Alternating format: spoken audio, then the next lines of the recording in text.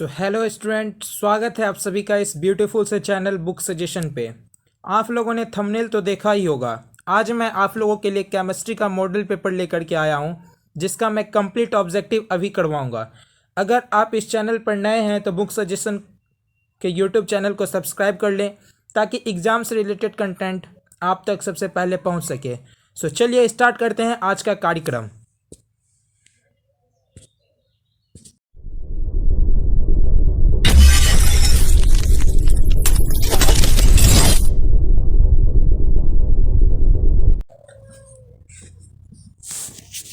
Exam से related जो कुछ का इंस्ट्रक्शंस दिए गए हैं कैंडिडेट के लिए, वो तो आप लोग को खुद से पढ़ ही लेना है, ठीक है। मैं सीधा ऑब्जेक्टिव की ओर अभी बढ़ रहा हूँ। ओके, चलिए ऑब्जेक्टिव देखते हैं, ऑब्जेक्टिव में क्या क्या बोला जा रहा है।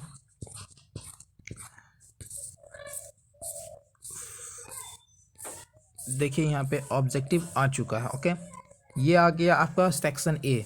सेक्शन ए में अब क्या क्या बोला जा रहा है, अच्छे से आप लोग ध्यान से कि एकदम समझते रहेंगे, ठीक है। सबसे पहली बात तो यहाँ से 1 से 70 तक के प्रश्न, प्रत्येक प्रश्न के साथ 4 विकल्प दिए गए, जिनमें से देखिए आप लोग को ये चीज़ तो ध्यान में ही होगा, 70 क्वेश्चंस रहेगा, जिसमें से आप लोग को इसका हाफ करना है, 35 क्वेश्चन ही कंप्लीट करना है। तो चलिए स्टार्ट करते हैं आज के 70 क्वेश्चंस केमिस्ट्री का जो दिया गया है, ठीक है। सबसे फर्स्ट क्वेश्चन से हम लोग का, निम्नलिखित में से अक्रिस्टलीय ठोस कौन है। क्या बोला गया कि विच of the following is a non crystalline solid. Which of the following is a non crystalline solid. Non crystalline solid कौन है इसमें से, P4O10 या फिर P4 या फिर ग्रेफाइट या प्लास्टिक।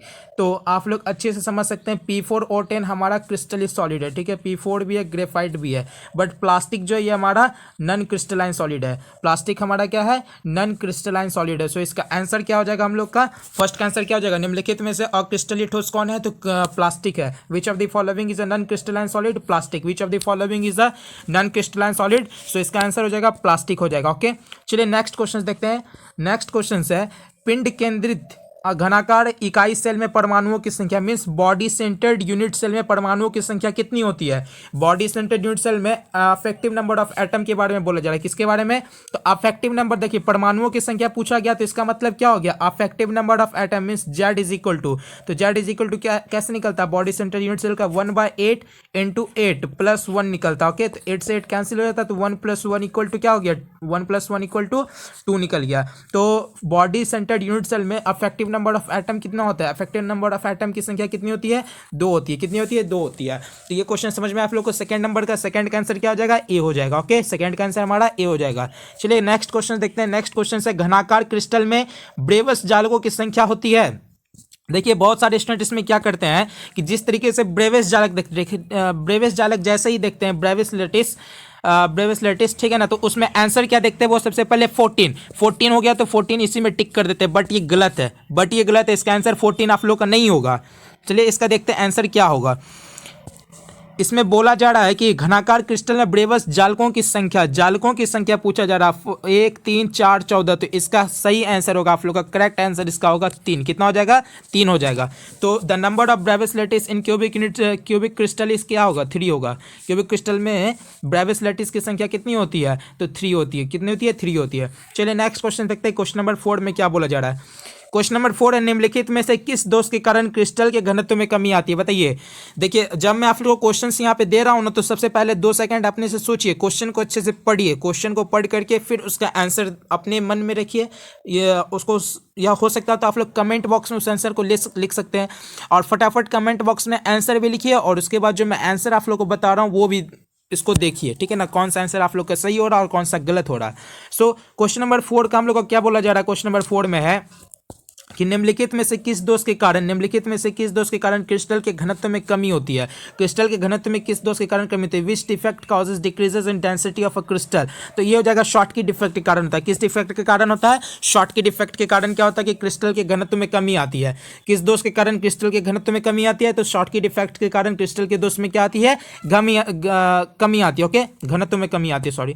चलिए नेक्स्ट क्वेश्चन देखते हैं। क्वेश्चन नंबर 5 में क्या बोला जा रहा है, मोलरता को व्यक्त किया जाता है, सिंपल सा क्वेश्चन है। मोलरिटी को एक्सप्रेस किया जाता है किस फॉर्म में, मोलरिटी को हम लोग किस फॉर्म में एक्सप्रेस करते हैं, बताइए। मोलरिटी को किस फॉर्म में एक्सप्रेस किया जाता है, तो मोल पर लीटर के फॉर्म में। किसमें, मोल पर लीटर। किस फॉर्म में एक्सप्रेस किया जाता है इसको, मोल पर लीटर के फॉर्म में। तो इसका आंसर क्या हो जाएगा आप लोगों का, मोलरिटी को एक्सप्रेस करने का फॉर्म क्या हो जाएगा, मोलिडिटी को एक्सप्रेस करने के लिए किसका यूज करते हैं हम लोग? मोल पर लीटर का। किसका यूज करते हैं? मोल पर लीटर का। तो 5 का आंसर क्या हो जाएगा? मोलरता को व्यक्त किया जाता है किस में व्यक्त किया जाता है? तो मोल पर लीटर में। इसका आंसर क्या हो जाएगा? ए हो जाएगा। मोलरता को व्यक्त किया जाता है मोल पर लीटर में। ओके, चलिए नेक्स्ट देखते हैं क्वेश्चन नंबर 5 में क्या बोला जा रहा है। क्वेश्चन नंबर 5 हम लोग का सही क्वेश्चन है, ठीक है, न्यूमेरिकल टाइप क्वेश्चन है, अच्छे से आप लोग देखेंगे। यदि विलायक के 1000 ग्राम में ग्लूकोज का 18 ग्राम उपस्थित है तो घोल कहा जाता है। बताइए इसको आप लोग सॉल्व किए हैं? नहीं किए तो ध्यान से देखेंगे, ठीक है। क्या बोला जाए? यदि विलायक के 1000 ग्राम में ग्लूकोज का 18 ग्राम उपस्थित हो तो घोल कहा जाता है। तो यहाँ पे हम लोग को निकालने के लिए ये बोला जा रहा है कि मोललता ज्ञात करने के लिए बोला। क्या? मोललता का फॉर्मूला होता है m = a मल्टीप्लाई बाय 1000 बटे m इंटू बी होता है, ठीक है ना। तो यहाँ जो ये वाला m है, ये m को हम लोग बोलते हैं मॉलिक्यूलर मास। मॉलिक्यूलर मास किसका यहाँ पे निकालेंगे हम लोग? तो ग्लूकोज का। ग्लूकोज का मॉलिक्यूलर मास कितना होता है? C6H12O6। ग्लूकोज का जो होता है C6H12O6 यही होता है ना। C6H12O6 का जो मॉलिक्यूलर मास हम लोग निकालेंगे तो इसका मॉलिक्यूलर मास टोटल हम लोग का आता है 180। कितना आता है? 180 आता है। तो एटॉमिक और फिर यहाँ पे ये जो दिया गया, ये क्या दिया गया? ग्राम। 18 ग्राम हमारा क्या दिया गया? ए दिया गया, ठीक है। तो अब हम लोग यहाँ पर से निकाल देंगे। ए का वैल्यू कितना है? 18 है और 1000 यहाँ पे दिया गया है। सॉरी, यहाँ पे भी यहाँ पे बी नहीं, यहाँ पे 1000 होता है इसका फॉर्मूला। ए इंटू 1000 बाय एम होता है, ठीक है। तो यहाँ पर से क्या निकलेगा फिर? एम का फॉर्मूला एम कितना निकला? मॉलिक्यूलर मास हम लोग का 180 बाय 1000 निकला, ठीक है। चलिए आप एक बार फिर से मैं आप लोग को समझा देता हूँ। इसमें इसका फॉर्मूला सबसे पहले अच्छे से आप लोग को क्या करना है? लर्न करना है कि मॉलिक्यूलर, इसके लिए m = क्या हो जाएगा? a into 1000 by m into 1000 हो जाएगा, ठीक है। तो यहाँ पे m क्या? मॉलिक्यूलर मास है किसका? ग्लूकोज का। तो a का वैल्यू हम लोग को गिवन है 18 ग्राम और फिर 1000 हम लोग को पता है। उसके बाद ही मॉलिक्यूलर मास किसका? ग्लूकोज का मॉलिक्यूलर मास हम लोग का कितना निकलता है? 180 निकलता है। आप लोग निकाल सकते हैं C6H12O6 का मॉलिक्यूलर मास कितना निकलेगा? 180 निकलेगा। तो m का वैल्यू 180 मल्टीप्लाई 1000। ओके, तो यहाँ से 1000 कैंसिल हो जाएगा और ये 18 10 मतलब 1/10 आ जाएगा। 1/10 को हम लोग किस फॉर्म में लिख सकते हैं? 0.1। और हम लोग यहाँ पे क्या निकाल रहे? मोललिटी निकाल रहे। मोललिटी किस में निकलेगा? मोलल में निकलेगा। तो फाइनली इसका आंसर हम लोग का क्या निकल के आएगा? बी आएगा। इसका आंसर क्या निकल के आएगा? बी आएगा। तो 0.1 मोलल हो जाएगा। यदि विलायक के 1000 ग्राम में ग्लूकोज का 18 ग्राम उपस्थित हो तो घोल कहा जाता है 0.1 मोल। क्या होगा? 0.1 मोल। क्या होगा? 0.1 मोल। सो आप लोग को पता चल गया ये कैसे निकला। चलिए नेक्स्ट क्वेश्चन देखते हैं। क्वेश्चन नंबर 7 में क्या बोला जा रहा है? क्वेश्चन नंबर 7 बोला जा रहा है कि किसी तनु घोल का अणुसंख्यक गुणधर्म निर्भर करता है, मतलब colligative properties of a dilute solution depend on. Colligative properties जो होता है, the colligative properties of a dilute solution depend on, ये किस पे डिपेंड करता है? ठीक है ना, विलय की प्रकृति पर, विलय की प्रकृति पर, विलय के कणों की संख्या पर, विलय के कणों की संख्या पर। बताइए इसका आंसर क्या होगा? आप लोग को पता है? नहीं पता तो अच्छे से देखेंगे ध्यान से। इसका आंसर आप लोग का सी हो जाएगा। क्या होगा? C. The number of particles of a solid. ये किस पे डिपेंड करता है? विलय के कणों की संख्या पर। किस पे डिपेंड करता है? विलय के कणों की संख्या पे। तो किसी तनु घोल का अणुसंख्या के गुणधर्म किस पे निर्भर करता है? विलय के कणों की संख्या पर निर्भर करता है। Okay, the number of a particles of a solid पे डिपेंडेंट होता है ये। चलिए नेक्स्ट देखते हैं क्वेश्चन नंबर 8 में क्या बोले जा रहा है। एक क्वेश्चन नंबर 8 इंपॉर्टेंट है, आप लोग ध्यान से देखेंगे। बोला जा रहा है कि किसी विलयन के प्रासरण दाब को किस संबंध से व्यक्त किया था? किसी विलयन के प्रासरण दाब के बारे में बोला जा रहा है। एक फॉर्मूला आप लोग को पता होगा, आप लोग अच्छे से ध्यान देंगे इस तरफ। कैसे आप लोग को ये फॉर्मूला ऐसे आप लोग को पता होगा पहले, तब पर भी ध्यान देंगे। एक फॉर्मूला आता है pi V is equal to, क्या होता है? Pi V is equal to NRT। आप लोग पढ़े होंगे, ठीक है ना। Pi V is equal to NRT होता है और पाई इज इक्वल टू क्या हो जाएगा? यहाँ पर से NYV इंटू RT आप लोग ये करेंगे, ठीक है। NYV is equal to NYV into RT हो गया, ठीक है। और यहाँ पर से अब दूसरा बोला जा रहा है NYV को हम लोग C बोलते हैं। C इज इक्वल टू क्या होता है? हम लोग का NYV होता है। C इक्वल टू क्या होता है? NYV। तो NYV के जगह हम लोग क्या पुट कर देंगे? C। तो pi is equal to CRT हो गया। अब इस C को क्या कर देंगे? पाई के इस तरफ आ जाएगा, ये इक्वल टू के किस में आ जाएगा? डिनोमिनेटर में आ जाएगा, ठीक है। तो pi by C is equal to RT। तो हम लोग का इसमें से कौन सा फॉर्म निकल के आ रहा है? देखिए सबसे फर्स्ट फॉर्मूला ये होता है pi V is equal to NRT होता है, ठीक है ना। और जब pi is equal to NYV RT करेंगे तो C is equal to NYV होता है। तो NYV की जगह हम लोग C को पुट कर देंगे और C हम लोग का फिर डिनोमिनेटर में आ जाएगा। तो pi by C is equal to RT हो जाएगा। तो इसका करेक्ट आंसर क्या हो जाएगा? 8 का pi by C is equal to RT। Option number B हम लोग का क्या हो जाएगा? करेक्ट हो जाएगा। समझ में आई ये चीज आप लोग को? को, pi by C is equal to क्या हो जाएगा, आर इंटू टी हो जाएगा। तो किसी विलयन के प्रासरण दाब को किस संबंध से व्यक्त किया जाता है, pi by C is equal to R T से, pi by C is equal to R T से। ये ऑब्जेक्टिव, ये इंपॉर्टेंट है बहुत, ठीक है ना, बहुत इंपॉर्टेंट क्वेश्चन है ये। चलिए नेक्स्ट देखते हैं क्वेश्चन नंबर 9 में क्या बोला जा रहा है। क्वेश्चन नंबर 9 है, किसी विद्युत धारा की वह मात्रा जो CuSO4 के घोल से 1 मोल कॉपर को व्यक्त करती है, ये 2 फैराडे। कितना हो जाएगा, 2 फैराडे। ये सिंपल सा क्वेश्चन है। चलिए नेक्स्ट देखते हैं क्वेश्चन नंबर 10 क्या बोला जा रहा है। क्वेश्चन नंबर 10 में आप लोगों को बोला जा रहा है कि फैराडे के विद्युत विच्छेदन के प्रथम नियम को व्यक्त करने के लिए निम्नलिखित में से कौन सा सही समीकरण है। क्वेश्चन देखिए, आप लोग जब भी क्वेश्चन पढ़ेंगे ना एग्जाम हॉल में तो सही से पढ़ेंगे, नहीं तो क्या होता है ना कि यहाँ पे कभी कभी सही की जगह गलत लिख दिया जाएगा, या फिर आप लोग देखेंगे कंफ्यूजन के लिए क्या करते हैं एग्जामिनर, नहीं का ऑप्शन देते हैं, ठीक है ना, मतलब कि कौन सा सही समीकरण नहीं है। पहले आप लोग को सही दे देगा, क्या दे देगा, सही, फिर दे देगा समीकरण, ठीक है, और फिर दे देगा नहीं है। पहले तो आप लोग देखेंगे ओ सही समीकरण, तो सही समीकरण आप लोग ढूंढेंगे और उसमें टिक कर देंगे, और आप लोग का क्या हो जाएगा, मार्क्स उसमें घट जाएगा, तो मार्क्स आप लोग का उसमें कट जाएगा। बट क्वेश्चन को हमेशा सही से पढ़ना है, कि ऐसे भी क्वेश्चन आ जाता है कभी कभी कि निम्नलिखित में से कौन सही समीकरण नहीं है, बट यहाँ पे नहीं है, नहीं है मतलब नहीं दिया हुआ नहीं है यहाँ पे, ठीक है ना। तो यहाँ पे सिंपल में दिया गया कि कौन सा सही समीकरण है। तो इसका फॉर्म देखो, फर्स्ट ऑर्डर रिएक्शन पढ़े होंगे आप लोग, केमिकल काइनेटिक्स का क्वेश्चन ही है, फर्स्ट ऑर्डर रिएक्शन, ठीक है ना। उसमें फैराडे के विद्युत विच्छेदन के प्रथम नियम के बारे में बोला जा रहा है। तो इसका सही आंसर क्या हो जाएगा, M is equal to Z into C T हो जाएगा। क्या हो जाएगा, M is equal to Z into C T. So Faraday के विद्युत विच्छेदन के प्रथम नियम को व्यक्त करने के लिए निम्नलिखित में से कौन सा सही समीकरण है, M equal to Z into C T. Which one of the following equation which represent Faraday first law of electrolysis. तो M equal to Z C हो जाएगा। क्या हो जाएगा, M is equal to Z into C into T हो जाएगा। चलिए next देखेंगे क्वेश्चन नंबर 11 में क्या बोला जा रहा है। क्वेश्चन नंबर 11 हम लोग का कि किसी भी विलयन की सांद्रता घटने के साथ निम्नलिखित में क्या परिवर्तन होता है, मतलब कि किसी भी विलयन की सांद्रता जो घटती है उसमें से क्या परिवर्तन होता है, ठीक है ना। तो मोलर की चालकता बढ़ती है, मोलर की चालकता घटती है, मोलर चालकता में परिवर्तन नहीं होता है, या फिर मोलर चालकता बहुत अधिक घट जाता है। क्या होगा बताइए इसका, which of the following changes take place when the concentration of a solution is decreased. तो इसका आंसर क्या हो जाएगा, डी सी हो जाएगा। क्या हो जाएगा, सी, मोलर की चालकता में परिवर्तन नहीं होता है, ठीक है ना। तो which of the following changes take place when the concentration of a solution is decreased, no change take place in molar conductance. क्या हो जाएगा, मोलर कंडक्टेंस। तो इसमें कोई भी चेंज नहीं होता है।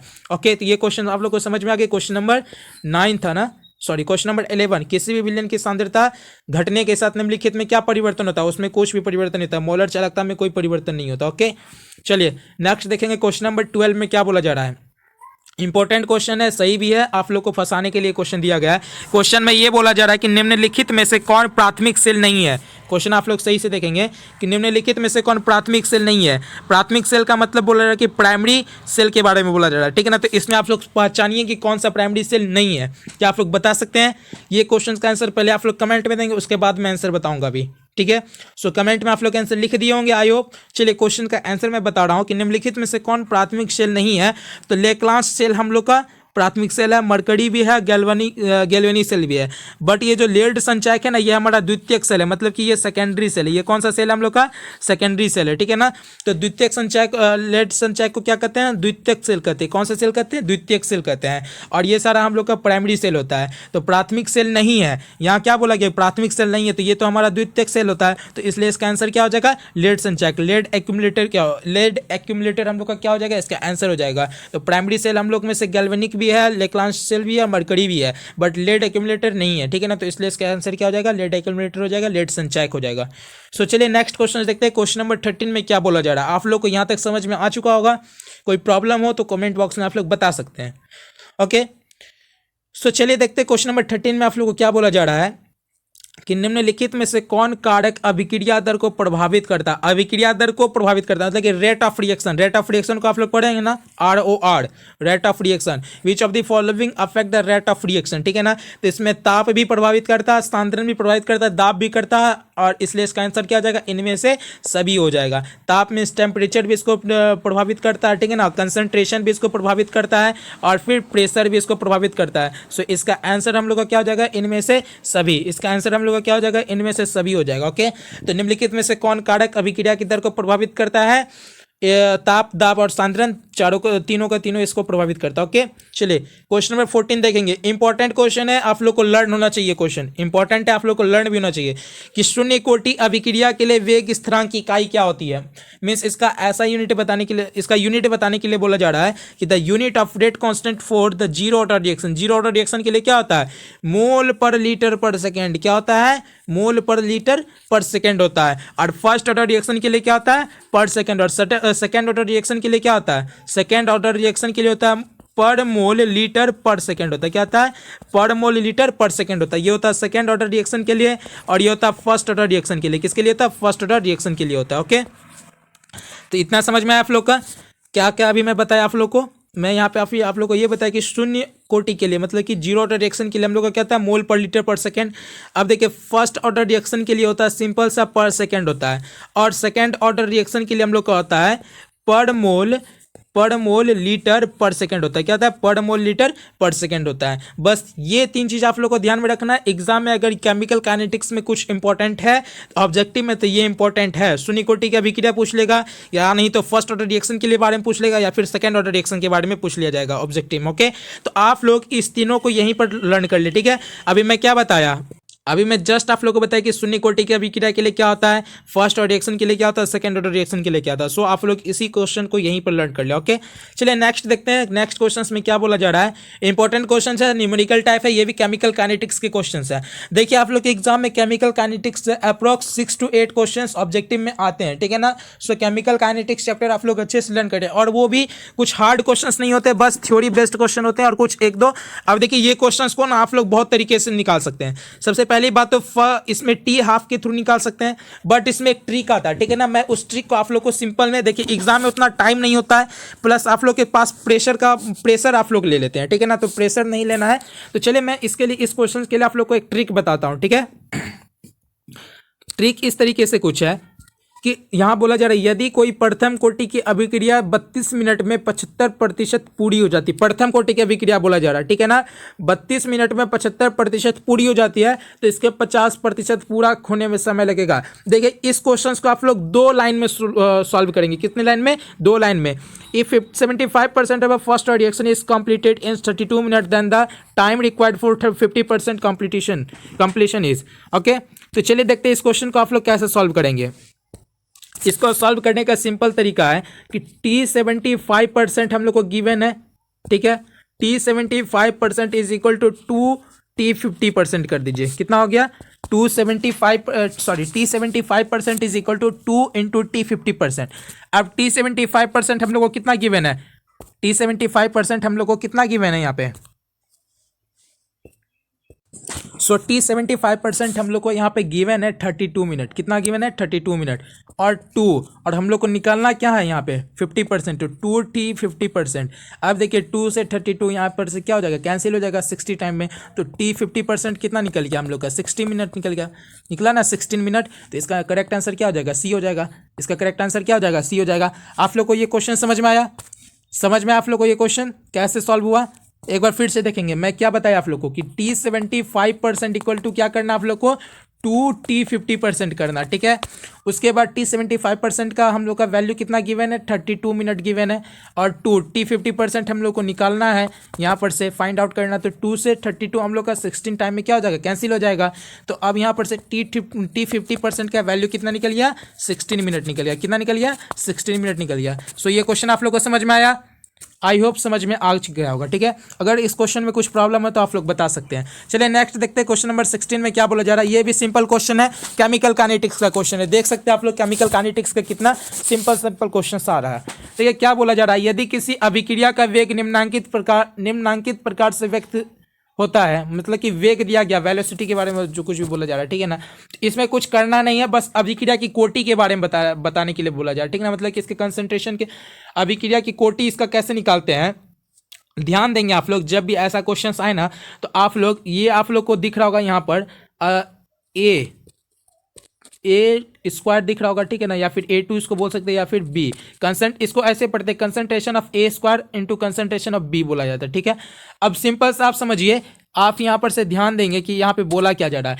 इसका ऑर्डर देखिए, ऑर्डर मीन्स क्या होता है, इसका पावर देखिए, इसका ऑर्डर 1 है, इसका ऑर्डर 2 है और इसका ऑर्डर क्या है 1 है। इसका ऑर्डर कितना है 2, इसका ऑर्डर 1 है। तो हम लोग को यहाँ पे यही बोला जा रहा है कि अभिक्रिया की कोटि निकालने के लिए, ठीक है ना। तो ऑर्डर ऑफ रिएक्शन के बारे में यहाँ पे हम लोग को बोला जा रहा है। तो ये कैसे निकलेगा पता है, सिंपल सा, ये दो पावर को क्या कर दीजिए, ऐड कर दीजिए। 2 + 1 = कितना हो गया 3। तो बस इसका आंसर हो गया 3 हम लोग का।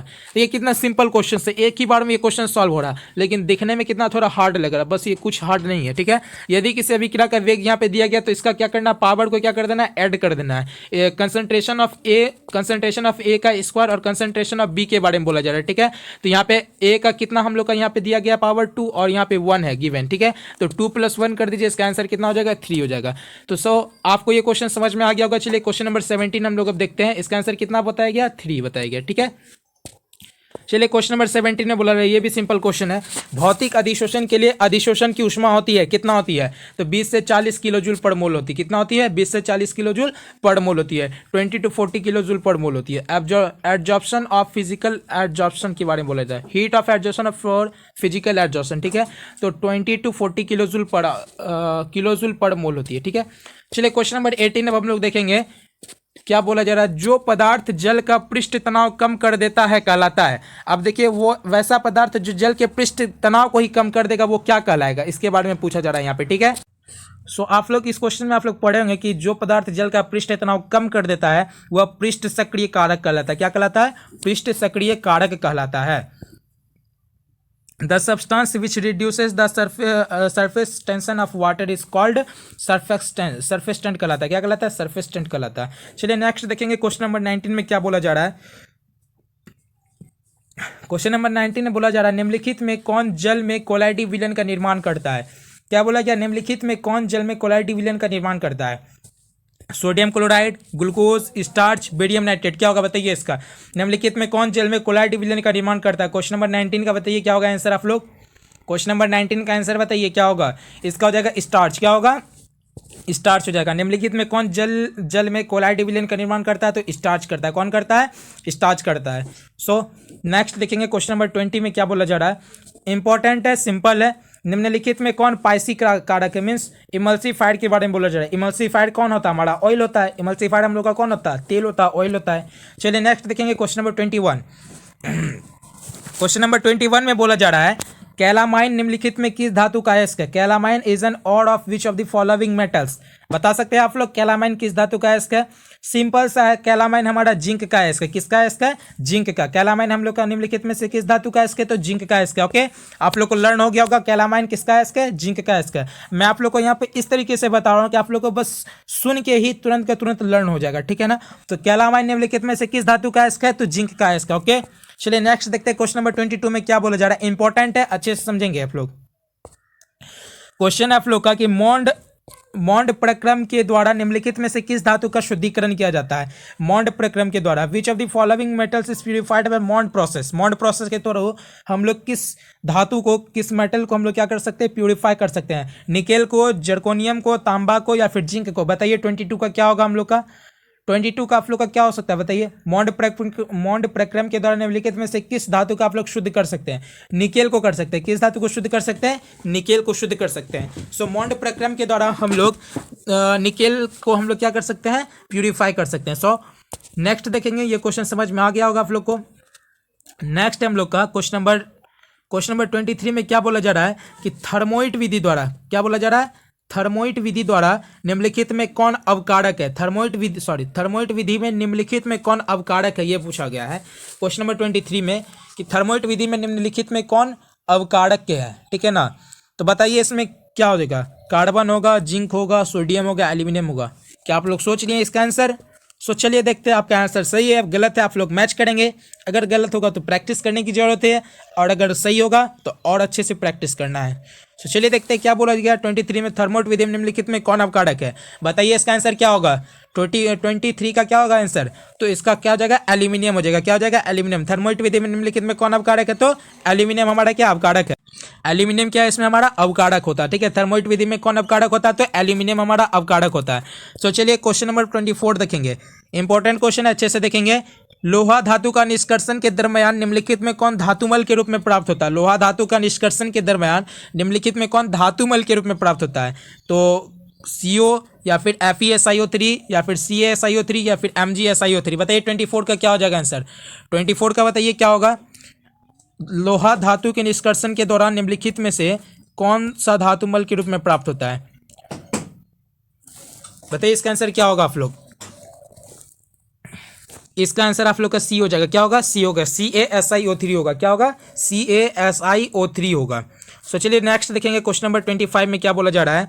25 है, सबसे कम क्वथनांक वाली गैस होती है। सिंपल क्वेश्चन है, हीलियम होती है। क्या होती है, हीलियम होती है सबसे कम क्वथनांक वाली gas. The guys have lowest boiling point is helium. So next देखेंगे क्वेश्चन नंबर 26, जो सिंपल क्वेश्चन है उसको सिंपल में ही हम लोग लेंगे। चलिए नेक्स्ट है, निम्नलिखित में कौन हाइड्रोजन बंध नहीं बनाता। ये एक फॉर्मूला होता है। आई होप आप लोग को ये फॉर्मूला पता होगा, अगर नहीं पता है तो आप लोग अच्छे से देख ले। फॉन, क्या होता है फॉर्मूला का नाम, फॉन। फॉन का मतलब F फॉर फ्लोरीन, F का मतलब क्या होता है, फ्लोरीन के बारे में बोला जा रहा है। O फॉर ऑक्सीजन के बारे में बोला जा रहा है। और N फॉर नाइट्रोजन के बारे में बोला जा रहा है। किस किस के बारे में बताया गया, फ्लोरीन, और फिर फ्लोरीन के बाद बोला गया ऑक्सीजन, और फिर नाइट्रोजन। मतलब कि वैसा सब्सटेंस या फिर वैसा आप लोग बोल सकते हैं पदार्थ, या फिर किसी भी, जैसे कि ये कोई मॉलिक्यूल है, ठीक है ना। तो अगर किसी में फ्लोरीन या फिर ऑक्सीजन या फिर नाइट्रोजन प्रेजेंट हो, वैसा एलिमेंट जिसमें फ्लोरीन, ऑक्सीजन और नाइट्रोजन प्रेजेंट हो, वो हमारा हाइड्रोजन बंध नहीं होता है। हाइड्रोजन बंधन होता है। क्या बोला गया कि वैसा सब्सटेंस, फिर से समझेंगे। मैं बोला आप लोगों को कि वैसा सब्सटेंस जिसमें fluorine, oxygen, nitrogen, means F phone हुआ ना, ये FON, ये चीज को, ये 3 वर्ड ध्यान में रखेंगे। एग्जाम में अक्सर पूछ रहे थे ये क्वेश्चन कि निम्नलिखित में से कौन हाइड्रोजन बंधन नहीं है, जिसमें ये सारा का सर्जा प्रेजेंट हो। जैसे कि NH3 इसमें नाइट्रोजन प्रेजेंट है तो ये हाइड्रोजन बंधन है।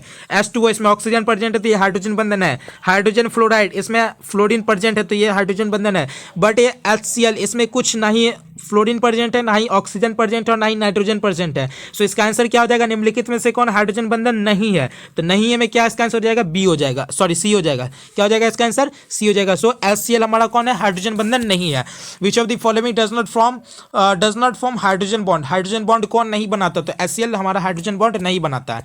सो चलिए नेक्स्ट देखेंगे क्वेश्चन नंबर 27 में क्या बोला जा रहा है। 27 हम लोग का कि ऑक्सीजन और ओजोन है। ऑक्सीजन और ओजोन क्या हम लोग का, ऑक्सीजन एंड ओजोन और आइसोबारिक, आइसोमर्स, एलोट्रॉप्स या फिर आइसोटॉप्स। तो क्या हो जाएगा, बताइए इसका आंसर क्या होगा। बताइए ऑक्सीजन हमारा क्या है 27 का, बताइए क्या होगा। आप लोग कमेंट में आंसर लिख दिए होंगे आई होप। चलिए इसका आंसर हो जाएगा एलोट्रॉप्स। क्या होगा, अपरूप है। ऑक्सीजन और ओजोन क्या है, अपरूप है। ऑक्सीजन और ओजोन क्या है, अपरूप है। आप लोग अच्छे से लर्न करेंगे। ऑक्सीजन और ओजोन क्या हम लोग का, अपरूप है, एलोट्रॉप्स कहलाता है वो, ठीक है।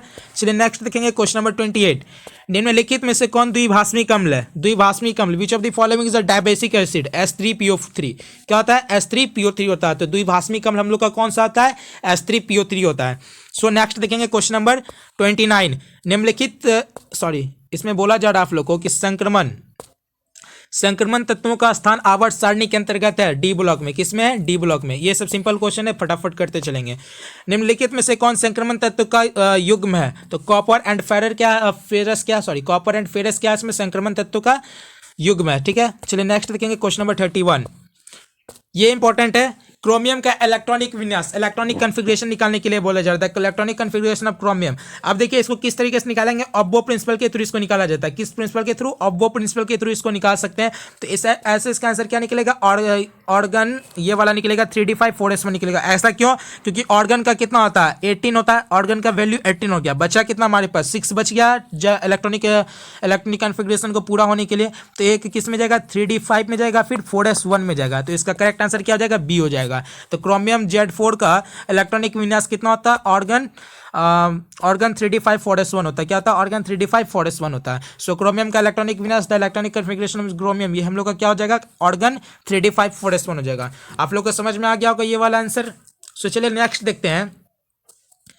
निम्नलिखित में किन तत्वों में, क्या बोला जा रहा है कि निम्नलिखित में किन तत्वों में 4f कक्षकों में इलेक्ट्रॉन क्रमबद्ध रूप से भरा जाता है, क्रमबद्ध रूप से भरा जाता है। मुद्रा धातु तो होगा नहीं, संक्रमण तत्व तो होगा नहीं, एक्टिनाइड भी क्या होगा नहीं। तो इसका आंसर क्या हो जाएगा, 32 का हमारा ए हो जाएगा। 32 का आंसर क्या हो जाएगा, ए हो जाएगा। तो निम्नलिखित में किन तत्व में 4f कक्षकों में इलेक्ट्रॉन क्रमबद्ध रूप से भरे जाते हैं, लेंथेनाइड में। किसमें, लेंथेनाइड में। सो चलिए नेक्स्ट क्वेश्चन देखेंगे। क्वेश्चन नंबर 33 बोला जा रहा है, इंपॉर्टेंट है, अच्छे से समझेंगे। ऑक्सीकरण निकालने के लिए बोला जा रहा है कि FeCN होल 6 3 3 माइनस में Fe का ऑक्सीकरण अवस्था, मतलब कि इसका किसका बोला जा रहा है, Fe का ऑक्सीकरण अवस्था निकालने के लिए बोल रहा है, सॉरी किसका निकालने के लिए बोला जा रहा है, इसमें Fe का ऑक्सीकरण अवस्था आप लोग को निकालने के लिए बोला जा रहा है। तो सिंपल सा है, आप लोग ध्यान देंगे इस तरफ कि इस क्वेश्चन को कैसे बनाया जाता है, इस क्वेश्चन को सॉल्व कैसे करना है।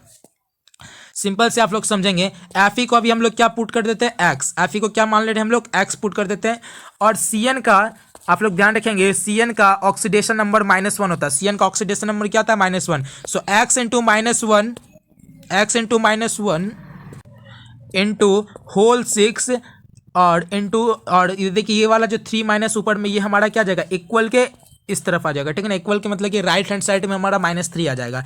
सो यहाँ पर से क्या निकलेगा हम लोग को बताइए, तो x प्लस होगा, यहाँ पे x प्लस होगा, x प्लस -1, Cn का ऑक्सीडेशन नंबर क्या हमारा -1 है, इंटू होल 6 का 6 मल्टीप्लाई हो गया, सो और इक्वल टू के इधर क्या आ गया हमारा, -3 आ गया। तो x - 6 इक्वल टू क्या हो जाएगा, -3 हो जाएगा। तो x इक्वल टू जब 6 हमारा इक्वल टू के उस तरफ जाएगा, x हमारा इक्वल टू के राइट हैंड साइड में जाएगा, तो यहाँ हमारा क्या आ जाएगा, वैल्यू 3 आ जाएगा। देखिए मैं इस तरीके से सिंपल तरीके से एकदम समझा रहा हूँ, ताकि जो वैसे स्टूडेंट जिसको इसके बारे में पता भी ना हो तब पर भी वो समझ सकता है। सबसे पहले मैं क्या किया, Fe को x पुट किया, ठीक है। तो उसके बाद फिर Cn का ऑक्सीडेशन नंबर क्या होता है, -1 होता है, होल 6 गिवन है, तो x प्लस -1 इंटू 6 किया, ठीक है। और 3 जो हमारा उसमें है, 3 हमारा पावर में जो दिया गया वो उसको हम लोग राइट हैंड साइड में क्या कर दिए, राइट लिख दिए, ठीक है।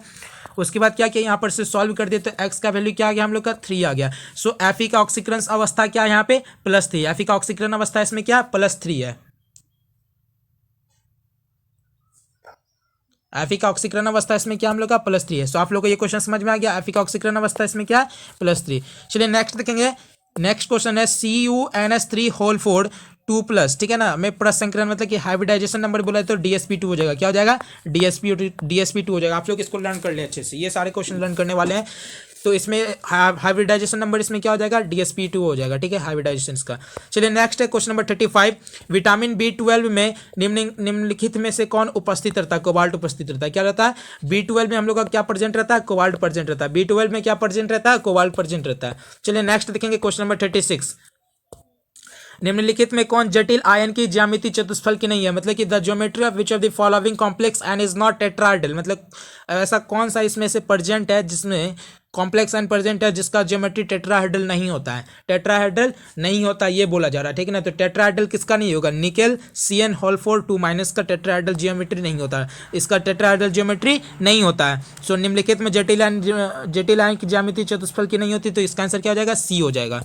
चलिए नेक्स्ट देखेंगे क्वेश्चन नंबर 37 के बारे में क्या बोला जा रहा है, एथिल ब्रोमाइड की अभिक्रिया सोडियम धातु से शुष्क ईथर के साथ कराने पर बनता है। एथिल ब्रोमाइड के बारे में बोला जा रहा है, तो चलिए देखते हैं इसका किस तरीके से बनेगा। सबसे पहले बात, C2H5 कैसे लेंगे, C2H5 प्लस Br, इसका हो जाएगा C2H5 क्या हो जाएगा, Br, और फिर C2H5 Br हो जाएगा, ठीक है ना। इसका रिएक्शन किसके साथ बोला जा रहा है, सोडियम धातु के साथ, तो 2 मोल ऑफ सोडियम ले लेते हैं, ठीक है ना। और इसका रिएक्शन जब हम लोग ईथर के प्रेजेंट में करेंगे, किसके प्रेजेंट में, ईथर के प्रेजेंट में जब इसका हम लोग रिएक्शन करेंगे, तो यहाँ से हम लोग क्या मिलेगा, 2Na तो हम लोग के क्या हो जाएगा, यहाँ पर से निकल जाएगा, बचेगा क्या, C4H10 बचेगा। C4H10 हमारा क्या कहलाता है, बताइए, C4H10 हमारा क्या कहलाता है, C4H10 जो था वो हमारा क्या कहलाता है, ब्यूटेन कहलाता है। C4H10 हमारा क्या कहलाता है, ब्यूटेन कहलाता है। सो इसका आंसर क्या हो जाएगा, ब्यूटेन हो जाएगा, ठीक है ना।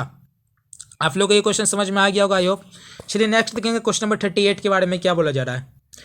क्वेश्चन नंबर 38 है हमारा कि निम्नलिखित में से किसका उपयोग निश्चेतक के रूप में किया था। अरे निश्चेतक के बारे में बोला जा रहा है। निश्चेतक का मतलब क्या था, जिसको देखे होंगे आप लोग मूवी वगैरह समय कि किसी को बेहोश कर दिया था, ठीक है ना। तो निश्चेतक के रूप में उसमें जो गैस प्रेजेंट होता है वो किसका यूज किया था, क्लोरोफॉर्म का यूज किया था। किसका यूज किया था, क्लोरोफॉर्म का यूज किया था, ठीक है ना। Which of the following is used as an, क्या लिखा हुआ है, एनेस्थेटिक। एनेस्थेटिक में किसका यूज किया था, क्लोरोफॉर्म का यूज किया था। किसका यूज किया था, क्लोरोफॉर्म का यूज किया था।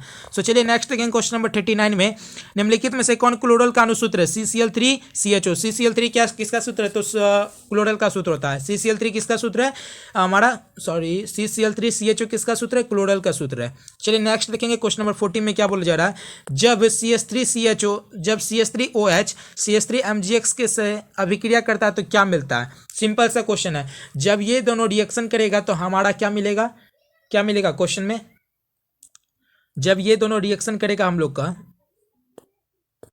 सिंपल सा क्वेश्चन है, जब CH3OH प्लस CH3MgX हमारा रिएक्शन करेगा तो यहाँ पर से हम लोग को CH4 मिलेगा। क्या मिलेगा? CH4 मिलेगा। और CH4 को हम लोग क्या कहते हैं? मीथेन कहते हैं। CH4 को क्या कहते हैं? मीथेन कहते हैं। सो इसका फाइनली आंसर निकल किया था कि जब CH3OH CH3MgX के साथ अभिक्रिया करता है तो कौन यौगिक बनाता है? तो मीथेन बनाता है। क्या बनाता है? मीथेन बनाता है।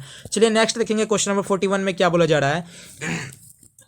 सामान्य सूत्र जो एल्केनॉल के सजातीय समूह को प्रदर्शित करता है, एल्केनॉल को सजातीय समूह को प्रदर्शित करने के बारे में बोला जा रहा है। तो इसका आंसर क्या हो जाएगा? 41 का आंसर हो जाएगा आप लोग को CnH2n। क्या हो जाएगा हम लोग का इसका answer? CnH2n। CnH2n plus 2 into O हो जाएगा। CnH2n प्लस 2 इंटू हो जाएगा। The general formula of the represent which represent the homologous series of alcohol is. तो क्या हो जाएगा? CnH2n प्लस ओ हो जाएगा। ठीक है, CnH2n प्लस 2 इंटू ओ। चलिए नेक्स्ट लिखेंगे क्वेश्चन नंबर 42 में क्या बोला जा रहा है। एथेनॉल का समावी निम्नलिखित में से कौन है? As an isomer of ethanol, isomer के बारे में बोला जा रहा है। तो 42 का क्या आंसर होगा? आइसोमर के बारे में बोला जा रहा है। 42 का आप लोग का हो जाएगा डाइमेथिल ईथर। क्या हो जाएगा? डाइमेथिल ईथर हो जाएगा। तो isomer of ethanol is dimethyl ether होता है। ओके, चलिए नेक्स्ट देखेंगे क्वेश्चन नंबर 43 के बारे में। निम्नलिखित में से ल्यूकस अभिकर्मक कौन है? केमिस्ट्री का इंपॉर्टेंट क्वेश्चन है कि ल्यूकस रिएजेंट के बारे में। Lucas reagent which of following is Lucas reagent. Lucas reagent बहुत इंपॉर्टेंट है। इसका क्या जाएगा? कंसंट्रेशन ZnCl2 एंड अनाद्र ZnCl2 एवं सांद्र HCl के बारे में बोला जा रहा है। ठीक है, sorry, anhydrous ZnCl2 and concentration HCl। इसका क्या हो जाएगा? परफेक्ट आंसर हो जाएगा। विच of the following is Lucas reagent. Lucas reagent क्या होता है हम लोग का? तो अनाद्र ZnCl2 एवं सांद्र HCl होता है। सो नेक्स्ट देखेंगे क्वेश्चन नंबर 44 में क्या बोला जा रहा है। रेक्टिफाइड स्प्लिट क्या बोला जा रहा है? रेक्टिफाइड स्पीड में होता रहता है। रेक्टिफाइड स्पीड में क्या होता है? 95.5% एल्कोहल रहता है। क्या रहता है? 95.5% एल्कोहल रहता है। रेक्टिफाइड स्पीड में हमारा 95.5% एल्कोहल रहता है। सो चलिए नेक्स्ट देखेंगे क्वेश्चन नंबर 45 क्या बोला जा रहा है।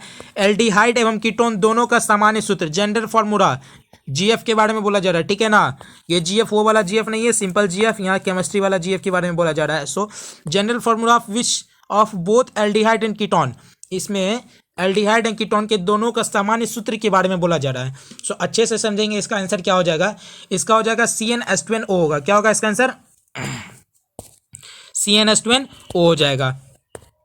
सो नेक्स्ट देखेंगे इसका क्या बोला जा रहा है हम लोग।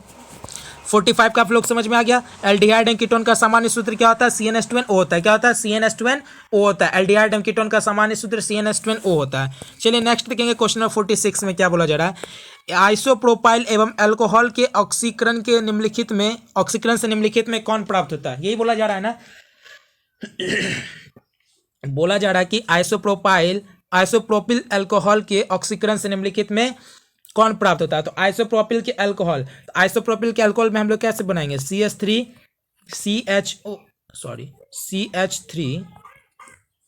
एक मिनट फिर से, इसको कैसे हम लोग लिखेंगे?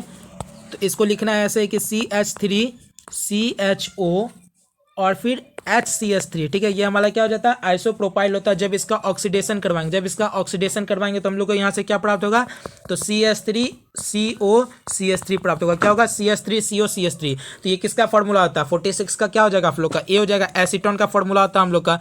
एसीटोन का फॉर्मूला क्या होता है? CH3COCH3 होता है। तो चलिए नेक्स्ट देखेंगे अब हम लोग। तो 46 का क्या हो जाएगा? आंसर ए हो जाएगा। चलिए 47 देखेंगे। कैल्शियम एसीटेट और कैल्शियम फॉर्मेट के मिश्रण को, सो क्वेश्चन नंबर 47 में बोला जा रहा है कि कैल्शियम एसीटेट और कैल्शियम फॉर्मेट के मिश्रण को गर्म करने पर निम्नलिखित में से क्या बनता है? कैल्शियम एसीटेट और कैल्शियम फॉर्मेट के मिश्रण को गर्म करने पर आप लोगों का क्या बनेगा इसमें से? तो इसका आंसर हो जाएगा एथेनॉल बनेगा। क्या बनेगा? इथेनॉल बनेगा। तो ध्यान से आप लोग इसको सॉल्व कर सकते हैं, ऐसे ये बताया जा चुका है। ठीक है ना। तो कैल्शियम एसीटेट और कैल्शियम फॉर्मेट के मिश्रण को गर्म करने पर निम्नलिखित में से क्या बनता है? एथेनॉल बनता है। ओके, चलिए नेक्स्ट देखेंगे क्वेश्चन नंबर 48। क्वेश्चन नंबर 48 में क्या बोला जा रहा है? C6, ध्यान से, C6H5 MgBr का निम्न के साथ क्रियाशीलता का सही क्रम है। सही क्रम के बारे में बोला जा रहा है 48 के बारे में। ठीक है ना। इसमें सही क्रम क्या होगा तो आप लोग आप बता सकते हैं? इसमें से सही क्रम क्या होगा? सबसे बड़ा और सबसे छोटा के बारे में बोला जाए, मतलब कि क्रियाशीलता का सही क्रम के बारे में बोला जाए। The correct order of reactivity of C6H5 MgBr with the following is, बताइए क्या होगा इसका? इसका क्या होगा? देखिए ये कार्बन अपने आसपास दोनों किससे प्रेजेंट है? सबसे फर्स्ट हमारा इसका आंसर बी आएगा, ठीक है ना। Three is greater than two, two is greater than one होगा, ठीक है ना। तो ये इस तरीके से जाएगा हम लोग का, ठीक है ना। इसके बाद ये फिर यहाँ से ये जाएगा, ठीक है। तो इसका आंसर क्या हो जाएगा, बी हो जाएगा। C6H5 MgBr का निम्नलिखित में से कौन सही क्रियाशीलता का सही क्रम है, तो 3 2 1 इसका सही ऑर्डर है हम लोग का। चलिए नेक्स्ट देखेंगे क्वेश्चन नंबर 49। ये हमारा कौन सा था, 38 था, सॉरी 48 था। अब हम लोग का क्वेश्चन नंबर 49 होगा। निम्नलिखित में से किस यौगिक में कार्बोक्सिलिक समूह उपस्थित नहीं है, कार्बोक्सिलिक समूह उपस्थित नहीं है बोला जा रहा है।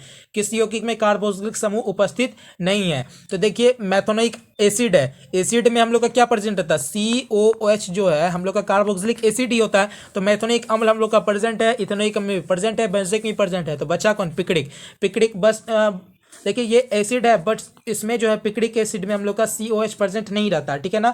ये कार्बोक्सिलिक एसिड है, तो ये सब इथेनोइक में प्रेजेंट रहता है, बेंजोइक में रहता है, मिथेनोइक में रहता है। बट पिकड़िक एसिड में हम लोग का कार्बोक्सिलिक के समूह प्रेजेंट नहीं होता। कार्बोक्सिलिक यहाँ पे समूह के बारे में बोला गया, तो कार्बोक्सिलिक समूह हम लोग का पिकड़िक एसिड में प्रेजेंट नहीं रहता। चलिए नेक्स्ट देखेंगे आज का क्वेश्चन नंबर 50 में क्या बोला जा रहा है।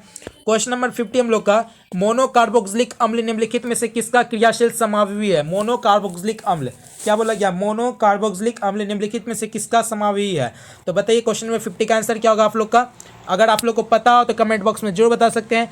चलिए क्वेश्चन नंबर 50 का आंसर मैं आप लोग को बता रहा हूँ। इसका आंसर क्या हो जाएगा, एस्टर हो जाएगा। क्या होगा, एस्टर। तो which of the following is a functional isomer of monocarboxylic acid. Monocarboxylic acid का फंक्शनल क्या होता है हम लोग का, एस्टर होता है। और एस्टर का फॉर्मूला क्या होता है, ROOH होता है, ठीक है। और ईथर का ROOR होता है। सो मोनोकार्बोक्सिलिक अम्ल निम्नलिखित में से किसका क्रियाशील समूह है, तो एस्टर का। किसका, एस्टर का। चलिए नेक्स्ट देखेंगे क्वेश्चन नंबर 51।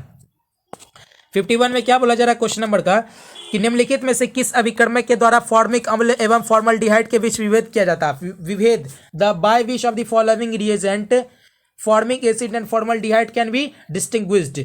उन दोनों के बीच में क्या हम लोग विभेदन कर सकते हैं, ठीक है ना। तो 51 का आंसर क्या हो जाएगा हम लोग का, डी हो जाएगा, NaCO3।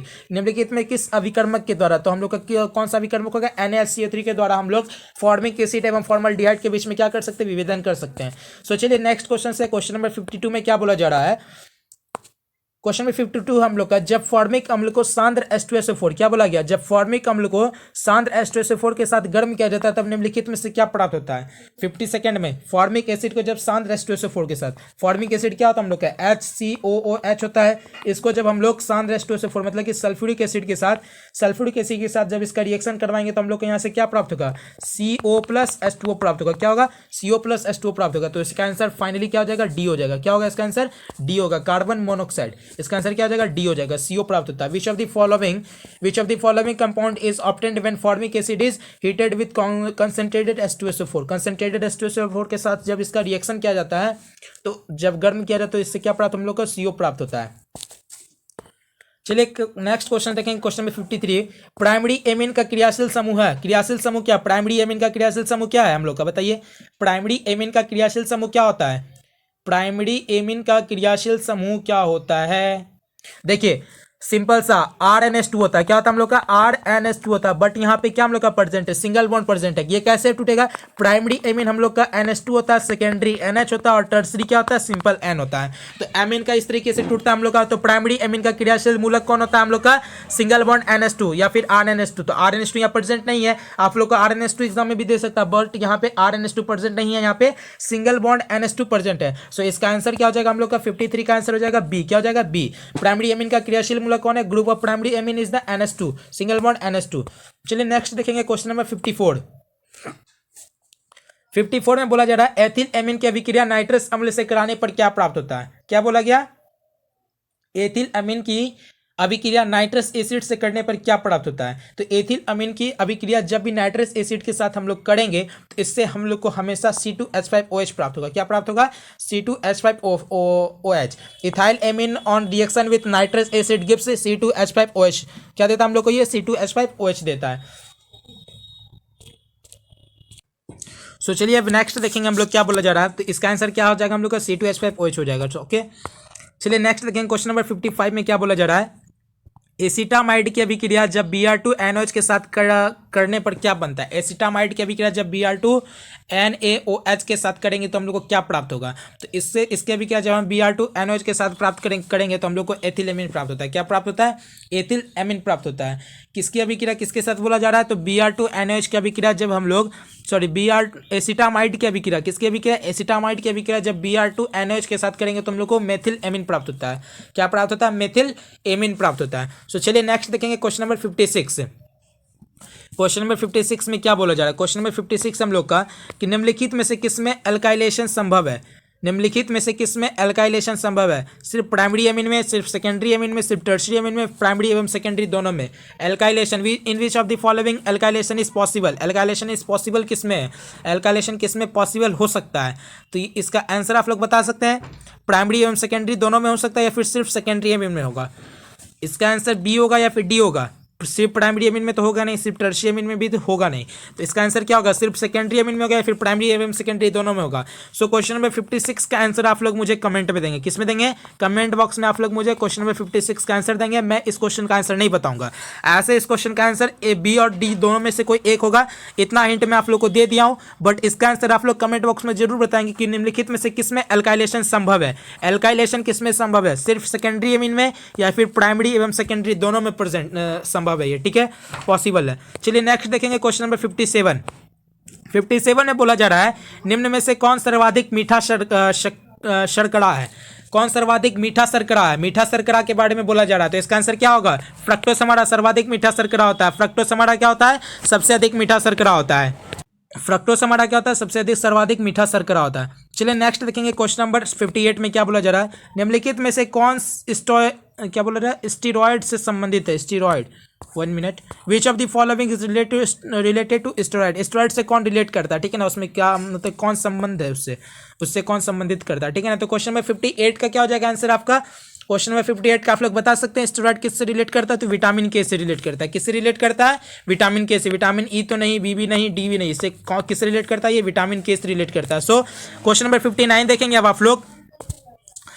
निम्न में से कौन साधारणतया शरीर द्वारा नहीं बनाए जाते हैं? एंजाइम बनाए जाते हैं, प्रोटीन बनाए जाते हैं, हार्मोन बनाए जाते हैं। विटामिन तो हम लोग एक्सटर्नल सोर्स से प्राप्त करते हैं ना, बाहरी स्रोत से हम लोग विटामिन को क्या करते हैं? अपने शरीर के अंदर प्राप्त करते हैं। सो इसका आंसर क्या हो जाएगा?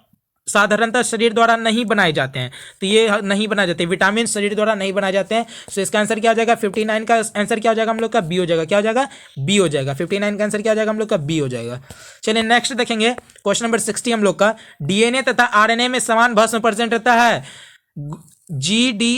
एडी इसको इस तरीके से बोल सकते हैं कि ग्वेनिन, एडेनिन और साइटोसिन हम लोग का क्या प्रेजेंट रहता है? डीएनए तथा आरएनए में समान भस्म है। डीएनए तथा आरएनए में समान भस्म कौन सा है? तो ग्वेनिन, एडेनिन और साइटोसिन प्रेजेंट। साइटोसिन हमारा क्या उसमें समान है? साइटोसिन हमारा क्या उसमें समान है? तो ग्वेनिन, एडेनिन और साइटोसिन होगा इसका आंसर। क्या होगा? ग्वेनिन, एडेनिन और साइटोसिन।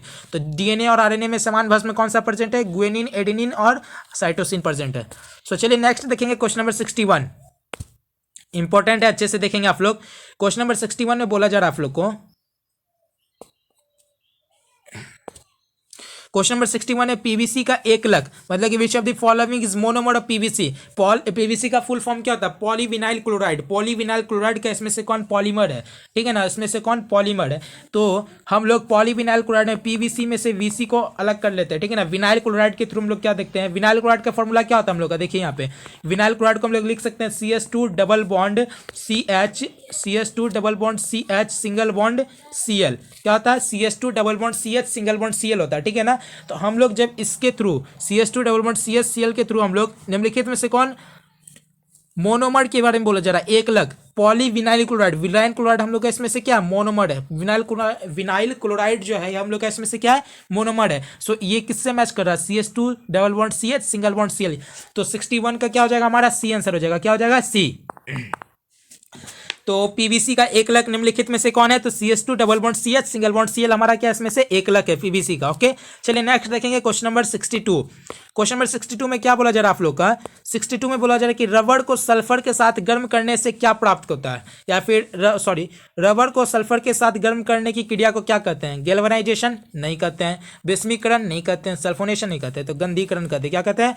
क्या कहते हैं हम लोग, गंधीकरण करते हैं। रबड़ को सल्फर के साथ गर्म करने की क्रिया को क्या कहते हैं, गंधीकरण कहते हैं। सो नेक्स्ट क्वेश्चन देखेंगे, क्वेश्चन नंबर 63।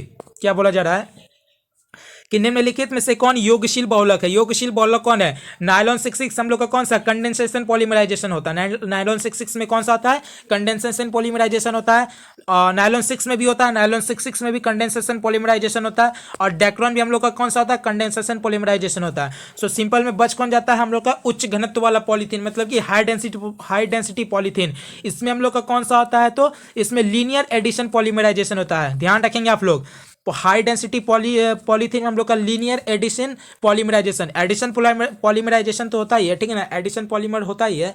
इसमें फॉलो, ये हम लोग को इसको फॉलो कर रहा है, बट इसमें जो प्रेजेंट होता है हम लोग का वो लीनियर एडिशन पॉलीमराइजेशन के थ्रू इसका क्या होता है, बहुलीकरण होता है। सो इसका आंसर क्या हो जाएगा क्वेश्चन नंबर 63 का, निम्नलिखित में से कौन योगशील बहुलक है, तो उच्च घनत्व वाला पॉलीथीन हम लोग का क्या है, इसमें से योगशील बहुलक है। तो योगशील बहुलक इसमें से कौन है, उच्च घनत्व वाला पॉलीथीन है। सो चलिए नेक्स्ट देखेंगे क्वेश्चन नंबर 64 में बोला जा रहा है कि ब्यूना एस, क्या बोला गया कि ब्यूना एस निम्नलिखित में से किसका बहुलक है। ब्यूना एस, देखिए ये सब किसको, कौन से चैप्टर से लिया गया, पॉलीमर वाले चैप्टर से लिया गया, जो सिंपल क्वेश्चन है बट इंपॉर्टेंट है। ब्यूना एस निम्नलिखित में से किसका बहुलक है, बता सकते हैं आप लोग, ब्यूना एस निम्नलिखित में से किसका बहुलक है।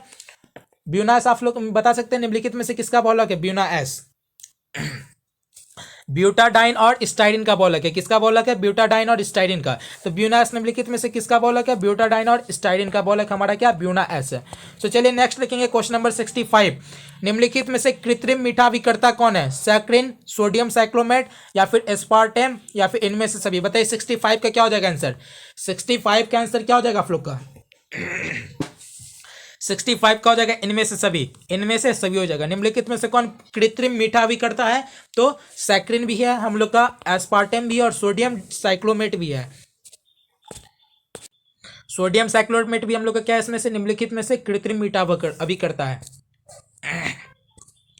सो चलिए नेक्स्ट देखेंगे अब हम लोग क्वेश्चन नंबर 66। हम लोग का क्वेश्चन लास्ट पे आ चुका है। क्वेश्चन नंबर 66 हम लोग का कि वेलियम का उपयोग निम्नलिखित में से किसके रूप में होता है। वेलियम जो होता है, ठीक है ना, valium is used as which of the following, antibiotic के रूप में या फिर एनाल्जेसिक के रूप में या फिर या फिर ट्रैंकुलाइजर के रूप में किया जाता है। बताइए वेलियम का उपयोग निम्नलिखित में से किसके रूप में किया जाता है, एंटीबायोटिक या फिर एनाल्जेसिक या फिर बेहोशी की दवा या फिर उपशामक के रूप में। वेलियम का यूज किसके रूप में किया जाता है, वेलियम का यूज हम लोग करते हैं ट्रैंकुलाइजर के रूप में, किसके रूप में, उपमाशक के रूप में, ठीक है ना, उपमाशक के रूप में हम लोग किसका यूज करते हैं, वेलियम का यूज करते हैं। चलिए नेक्स्ट देखेंगे क्वेश्चन नंबर 67। देखिए ये ट्रैंकुलाइजर क्या होता है हम लोग का, ये एक चीज़ समझाना जरूरी है आप लोग को कि ट्रैंकुलाइजर देखिए जब कोई डिप्रेशन वगैरह सब में चले जाता है ना, तो उसके माइंड में जब उसका प्रेशर आ जाता है तो उसको कम करने के लिए किसका यूज किया था, ट्रैंकुलाइजर का यूज किया था, ठीक है ना। तो वेलियम एक का उपयोग निम्नलिखित में से किसके रूप में किया था, तो उपमाशक ट्रैंकुलाइजर के रूप में किया जाता है। तो चलिए अब देखते हैं क्वेश्चन नंबर 67। क्वेश्चन नंबर 67 में बोला जा रहा है कि रासायनिक रूप में एस्प्रिन निम्नलिखित में से क्या है। रासायनिक रूप में एस्प्रिन जो है वो क्या है, एस्प्रिन हम लोग क्या कह सकते हैं, एस्प्रिन क्या हम लोग का, तो एसिटाइल सैलिसिलिक अम्ल होता है। क्या होता है, एसिटाइल सैलिसिलिक अम्ल होता है। तो एस्प्रिन को हम लोग क्या कह सकते हैं, रासायनिक रूप में हम लोग उसको एसिटाइल सैलिसिलिक एसिड कह सकते हैं, एसिटाइल सैलिसिलिक एसिड कह सकते हैं। चलिए क्वेश्चन नंबर 68 देखेंगे अब हम लोग। क्वेश्चन नंबर 68 बोला जा रहा है निम्नलिखित में से किसका उपयोग, क्या बोला जा रहा है कि निम्नलिखित में से किसका उपयोग एंटीसेप्टिक के रूप में होता है। एंटीसेप्टिक के रूप में किसका यूज होता है, बेंजल्डिहाइड का नहीं, मेलिक, क्या बोला जा रहा है यहाँ पे, मेलिक एनहाइड्राइड, बेंजल्डिहाइड भी नहीं, मेलिक एनहाइड्राइड भी नहीं और बेंजिल एमिड भी नहीं। तो 68 का आंसर क्या हो जाएगा हम लोग का, फिनॉल हो जाएगा। क्या हो जाएगा, फिनॉल। निम्नलिखित में से किसका उपयोग हम लोग एंटीसेप्टिक के रूप में करते हैं, तो फिनॉल का यूज करते हैं। ओके चलिए नेक्स्ट क्वेश्चन देखेंगे। क्वेश्चन नंबर 69 बोला जा रहा है, इंपॉर्टेंट क्वेश्चन है कि निम्नलिखित में से किसमें single bond C double bond O समूह उपस्थित है। Single bond C double bond O समूह उपस्थित है। बताइए इसका आंसर क्या होगा 69 का। कीटोन, कीटोन क्या होता है हम लोग का, single bond C double bond O. इसका क्रियाशील मूलक कौन है, कीटोन का क्रियाशील मूलक क्या होता है, single bond C double bond O होता है। सो चलिए नेक्स्ट देखेंगे क्वेश्चन नंबर 70 क्या बोला जा रहा है। नेक्स्ट आज का लास्ट क्वेश्चन हम लोग का क्वेश्चन नंबर 70। निम्नलिखित में से कौन टर्सरी अल्कोहल है। टर्सरी अल्कोहल कौन है, टर्सरी अल्कोहल देखिए, टर्सरी अल्कोहल वैसा होता है कि वैसा कार्बन जो अपने आसपास किससे जुड़ा हुआ हो, CH3 बॉन्ड से, CH3 वाले से जुड़ा हुआ हो, ठीक है ना, तो वो हमारा टर्सरी अल्कोहल होता है। तो इसमें से मैच कीजिए कौन सा टर्सरी अल्कोहल है। निम्नलिखित में से कौन टर्सरी अल्कोहल है। देखिए ये वाला कार्बन है, ये एक इस कार्बन से जुड़ा हुआ, ठीक है ना, जो मिथाइल ग्रुप है, ठीक है ना, जो 3 मिथाइल से जुड़ा हुआ रहता है, वैसा कार्बन जो 3 मिथाइल ग्रुप से जुड़ा हुआ वो हमारा का कौन कहलाता, वो हमारा क्या कहलाता है, टर्सरी अल्कोहल कहलाता है। सो इसका आंसर क्या हो जाएगा हम लोग का बी हो जाएगा। 70 का क्या हो जाएगा बी। CH3 सिंगल बॉन्ड, ये जो सी हम लोग का CH3 मतलब कि ये 3 मिथाइल ग्रुप से कनेक्टेड है, सॉरी 3 मिथाइल ग्रुप से कनेक्टेड है, तो इसलिए 70 का आंसर क्या हो जाएगा हम लोग का बी हो जाएगा। सो आज का आप लोग का ये जो टॉप 70 क्वेश्चंस था केमिस्ट्री का, आज यहाँ पे आप लोग का खत्म होता है। सो मन लगाकर पढ़ते रहिए। All the best, thank you.